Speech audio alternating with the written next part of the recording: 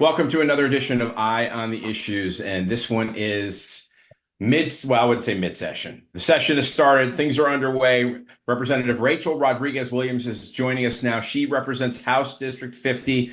Representative, how's it going so far? It's going really well. Thank you for having me on.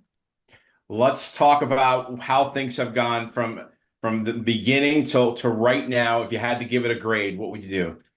I would give it an A. Um, as a conservative Republican and the current chairman of the Wyoming Freedom Caucus, I would definitely rate it an A. Things are so different this session. Bills that normally in the past would be just a struggle to get through the House are now getting through the House with a conservative majority, and it's really exciting. And is the current speaker helping things compared to last go round? Yes. I am a fan of our current speaker, Representative Chip Diamond, a solid conservative and definitely a great Wyomingite that respects and values Wyoming values. That's good to hear. Now let's talk. How are things going with the five and dime plan? Yeah, so by the eighth day of the legislative session, our five priority bills that the Wyoming Freedom Caucus had put forth on behalf of the people, they passed the House, and each one had passed by a 2/3 margin, or even better. So very, very exciting. And let's rattle off for folks that are watching that might not know what they are. Let's rattle if we can. I guess election integrity, immigration accountability. You want to name the other ones? Yeah, election integrity, banning DEI, so that's diversity, equity, and inclusion. We had a goal to end woke investing, so putting a ban on ESG. Um, we we wanted to really implement some sort of immigration accountability as well. And then the number one topic for all Wyomingites really Property is tax. property taxes. And Yeah. so providing adequate property tax relief across the board for all Wyomingites. And let's talk about why that is such a big deal, because obviously it is. It is a big deal. So over the years, we have, seen a large influx of people move to the state of Wyoming, and home values have gone up in some counties more so than others, and assessments have gone up, and there was no cap or real reform that has passed in past years, and so people were getting taxed out of their homes. We have an aging population. There's people that are on fixed incomes. And so property taxes have been a major struggle for Wyoming families. And along with inflation that came from the Biden administration. So Wyoming families, they need relief. And the Freedom Caucus wasn't interested in picking winners and losers. We believe that the government doesn't have any money. That money belongs to the taxpayers, and so we wanted to see some relief go back to all Wyomingites, all property owners. And in terms of that relief, can you kind of just paint us a picture as to what it might look like for an average homeowner? Yeah, so last year we had a bill that it passed through the House, passed through the Senate, and it was vetoed by the chief executive, Governor Gordon, last year. And so this bill this year provided temporary residential property a tax exemption of 50%. And believe it or not, this passed the House 40-20.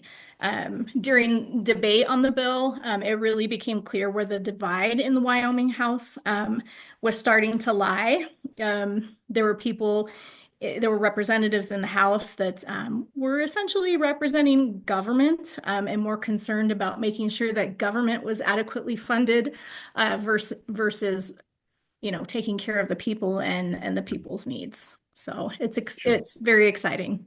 And there is a plethora of other bills that individual legislators are sponsoring. And again, we've only seen this one pass the House, and so we'll start to see more coming out on the floor and in committees. And it's an exciting time because people know that this is a very, very important issue to them. And do you think the governor, any idea if the governor is on board for this kind of relief? You know, the people of Wyoming are on fire. Maybe you've heard about the People's Initiative, the ballot initiative that recently was approved by the Secretary of State. There was over 300 signature gatherers across the state that collected signatures, and we will see that on the ballot at the next election. So that's really exciting. So I would say that the people are on fire over this issue. Those that have been elected they know that this is a number one issue and that we need to go home with solutions. And so it's exciting. This was a number one priority of the Freedom Caucus, and we delivered. For people that don't know what the People's Initiative is, can you explain that to them? Yep, it's an exemption as well, which would be 50% off, I believe. It was led by a gentleman that had run for governor during the past election, Brent Bien, and two of his colleagues, and they they got a lot of support in each county, and worked very, very hard collecting signatures across the state. So again, that'll be on the ballot during the next election. So very exciting. And what do you as the session moves forward, what are you seeing? What are you looking for over the next week or two? If we want to kind of break it down by a timeline. Yeah, so this within the first 2 weeks, I would say that it was really exciting. There was a lot of debate on the five and dime on those priority bills. We calculated almost 4 hours of debate for each bill on within committee and the House floor. So they didn't go undebated by any means. Some of them were amended. Election integrity, again, that was a big priority for the people. And right off the bat, we were able to pass two great bills. One was House Bill 156, which was titled Proof of Voter Residency. And so what that bill did was it required um, a resident to register 30 days before the date of the election for them to vote. And then it also required them to prove documentation, or requires documentation for them to prove their residency in order to register to vote. So in other words, we know that there's some states that are issuing IDs and driver's license to non-residents. And so this is really exciting. We don't want non-residents to vote in Wyoming elections. There was another bill that passed, which was House Bill 157, that requires a voter to be a citizen. And so that proof of United States citizenship really will provide a little bit of what should I say? Happiness, but a little bit of relief when it comes to election confidence across our state, because this is an important issue to people. They want Wyoming voters voting in Wyoming elections. They don't want non-residents. They don't want non-citizens voting. So it's exciting. Yeah, and I think you're seeing that sentiment across the nation right now, obviously, along with Wyoming. And I think the American people really are speaking out loud and clear that they want to see things shaken up a bit. Yep. Let's briefly talk, if we can. I know there's a nuclear waste measure. I think it's HB 16. Mhm. Where do things stand on that? Yeah, I would say if I had to to guess. I would say the body might be a little divided. I think there's mixed feelings about that bill. People like to see the income that it could generate for the state. However, moving forward with such provides there's some safety risks as well.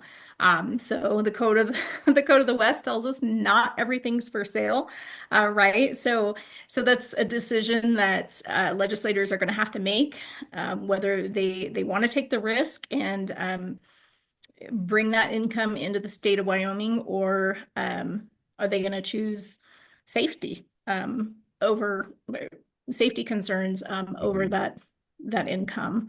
So it's Okay. hard to tell. That bill has not been assigned to committee yet in the House, and so it will be an interesting one, though, for sure, when it comes to debate. Sure, sure. Now you've sponsored a number of bills, I think maybe six or thereabouts. Let's talk. If we had to pick three, what Yeah. out of what you've sponsored, what are you most excited about? Yeah, I am really excited about a bill that passed that was part of the five and dime plan, and that was House Bill 147, and it was titled Prohibition of Institutional Discrimination.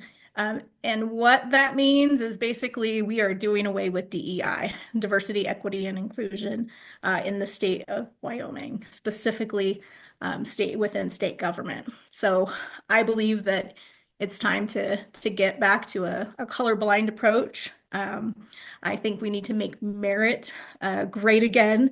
We need to hire people based on merit and their qualifications, not based on, the color of their skin, or their sex. And so this bill really, what it does is it prohibits governmental entities from engaging in any sort of institutional discrimination.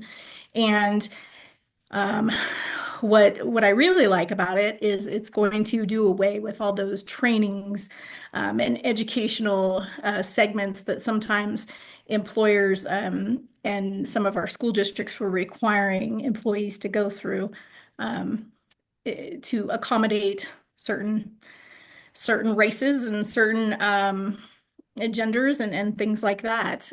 So we're all created equal, and that's the way it really should be. Mhm. A couple others that jumped out at me that I wanted to ask you about. Yeah. Let's say, for example, the adoption discrimination, HB 149. Mhm. Yep. So that's a good little bill. Basically, it's a preventative bill. I haven't really received much pushback from it in regards to stakeholders. It hasn't been assigned to a committee yet. I'm looking forward to listening to testimony on it. But the reality is that children deserve to be placed in a home that's going to take care of them, regardless of somebody's beliefs. And so what it does is it protects religious discrimination.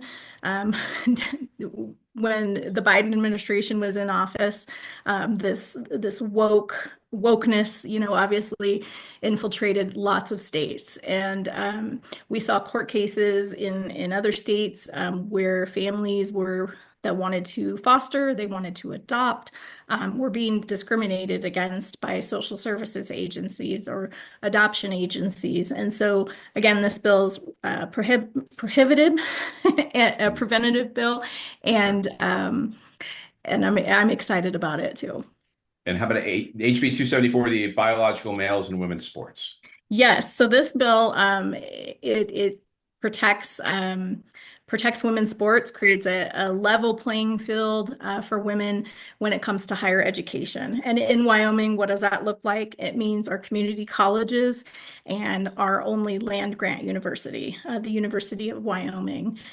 This bill is actually one of three bills that are sponsored to protect women's sports and higher education. I can tell you that this bill hasn't been heard in committee yet. I'm very excited about it. There are, a few differences in the three bills. There's one on the Senate side that Senator Schuler has sponsored, and it has made its way through committee. And there's another one on the House side as well. So there's a variety of them. Definitely an important issue to the people. Definitely an important issue to our female athletes that are competing at the collegiate level. I'm passionate about it. I grew up as an athlete. I played three sports, and went on to play for a Division II school. And so it is a issue that is important to me. And again, I'm excited to run this bill too. So I got to ask you, what three sports did you play? Yeah, so I played basketball, volleyball, and softball, but softball And was my main sport, and it was the one that I went on to play college. So nice. What position did you play? outfield, Uh-huh. center, and left field. So Very nice. yeah. Okay, let's go to, if we can, briefly just touch on HB 273, Wyoming pregnancy centers. Yes. So great bills. Again, another topic that I'm very passionate about. We we have seen pregnancy centers across this nation. Uh, they've been defaced. They've been targeted when it comes to the weaponization of government. We've seen them targeted. We've seen court cases across the nation where government has forced these life-affirming pregnancy resource centers to post language that says that they have to refer for abortion or they have to comply with certain marketing tactics. Or they have to do certain things that really go outside of the scope of their mission, and that is to save lives and to help women and men choose life in all circumstances. And they empower families to thrive and provide a ton of resources for them as well, especially while a woman is pregnant.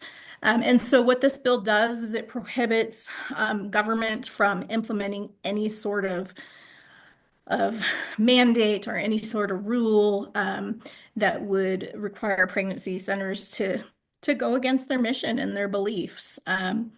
In the state of Wyoming, we have about 10 pregnancy resource centers, and they're all very busy.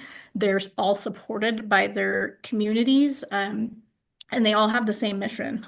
And so, again, this bill really is a protective bill, and it's a preventative bill so that we don't find ourselves in the same situation that other pregnancy centers in other states have found themselves in. And briefly, let's go back and touch on the sense that you're getting this session. Is it, I mean, are you getting that sense also from your colleagues that things are really moving along this time and things are going to move through and get past that might not have last go round? Yes, yes. Again, we have a conservative majority in the House of Representatives. We had a great election. This freshman class, a lot of them have been involved in politics at the grassroots level. And so most of them were dissatisfied with their sitting legislators and put their name on the ballot and were victorious. And so they're engaged. They want to help with results because everybody knows that this past election, the people they really gave the legislature a mandate, and it was they want a more conservative state house. All eyes are on Wyoming. They're on the legislature, and it really is an exciting time to be in office. We know that Wyoming really is conservative, and to have a conservative majority in the House and to pass some of these bills that, again, wouldn't have seen the light of day in past years, it's a great experience. So let me ask you this: is now that you're in the session, is there anything people that are going to be watching this that are not involved in the legislature can do if they feel certain ways about certain bills? Is it too late to reach out to their lawmaker, or can they still do it? And what do you suggest? Yeah, I encourage everybody to be engaged in the legislative process, even if they don't agree with the way a bill is going, or if they support the way a bill is going. Let your representative or senator know how you feel on certain bills. And it is hard to follow bills because the process it's very fast and furious. But the legislature has a robust website. It's wyoleg.gov. And many legislators have websites, they have social media accounts, and I would highly encourage everybody to check out what they're posting and what they're sharing. I know that there's a lot of other grassroots organizations out there that are trying to get information out to constituents so that they know what's happening. And bills change. I mean, they're amended and they change along the process, and that's not a bad thing. Sometimes bills are made stronger, and so it's important to follow and don't always necessarily believe what the media is telling you. Go to the bill sponsor, ask them what's happening with that bill, and stay engaged. Yeah, and the email addresses are listed for the lawmakers there on the government site, on the state site. So yeah, if you want to ask questions, you have an email address right there. Yes. Yep. So, And phone numbers are on there. yep, And contact, all the contact information is on the legislature's website. great. Okay, Yep. Representative, is there anything that you want to talk about right now that I have not asked you? Not that I can think of. Again, it's only been 2 weeks. There are over 740 bills total that have been filed in the legislature. That's, I think, a record. And so I know that it's hard to go through all those bills, but there are topics that are important to constituents. And so I would invite you to, just log on there and type in a keyword and see what bills do pop up, or reach out to your legislator and ask them, hey, what bills are addressing stopping ESG?